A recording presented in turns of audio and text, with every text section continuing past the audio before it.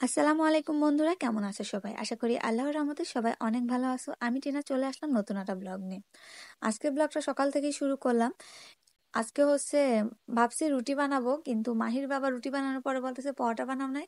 তারপরে রুটিগুলাই হচ্ছে আমি একটু তেলে ভেজে নিয়েছি। তারপরে হচ্ছে খেজুরের গুড় ছিল, ওইটা হচ্ছে রসটা হচ্ছে বেশি করে জাল করা না, হালকা করে জাল করা।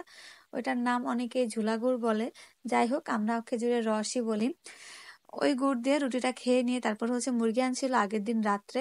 পরে রাত্রে আর আমি কাটি নাই, যেহেতু মানে শরীরটা খুব একটা ভালো যায় না, এই জন্য রাত্রেবেলায় কাটছিলাম না, পরের দিন সকালে কাটলাম। আর যেহেতু ছুটির দিন ছিল, এই কারণে হচ্ছে ভাবলাম যে মাহি যেহেতু বিরিয়ানি খেতে পছন্দ করে, একটু বিরিয়ানি বানাই দিই।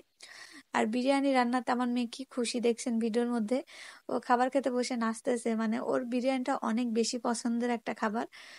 আর মারা যতই অসুস্থ থাকুক না কেন, বাচ্চাদের পছন্দের খাবারটা করতে পারলে মাদের কাছে অনেক ভালো লাগে। কারণ বা এখনকার বর্তমান সময় বাচ্চারা খেতে চায় না, আর বিশেষ করে আমার মেয়েটা সেই জন্মের পর থেকে ও খাওয়া নিয়ে খুবই জ্বালায়। যাই হোক, ওর খাবারটা বেড়ে দিছি। আর আল্লাহর রহমতে আমি এখন অনেকটাই ভালো আছি, সুস্থ আছি। সবাই আমার জন্য দোয়া করবেন, এইভাবে যেন থাকলেই চলবে। কারণ এর থেকে বেশি আর ভালো থাকতে চাই না, পরে বেশি ভালো হইতে গেলে আবার দেখা গেল বদ হজম হয়ে যাবে। আল্লাহ তালার কাছে হাজার হাজার শুক্রিয়া। আমি বর্তমান যেরকম আছি, আল্লাহ তালা আমাকে এইভাবে রাখলে আমি অনেক খুশি। আর মাঝে এতটাই অসুস্থ হয়ে পড়ছিলাম, তখন হচ্ছে আমার মা আসছিল।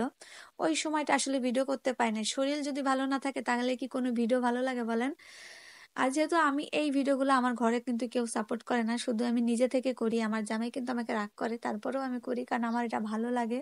কেন জানি আমার খুব শখ, আমি জানি না সফল হব কিনা, কিন্তু এই তো এর পিছনে অনেকটা বছর ধরে পড়ে আছি, তারপর তো সফল হতে পারতেছি না। দেখি আরো কয়েকটা দিন চেষ্টা করে দেখি। এই জন্য হচ্ছে যখন অসুস্থ ছিলাম, কে আমাকে ভিডিও করে দিবে বলেন?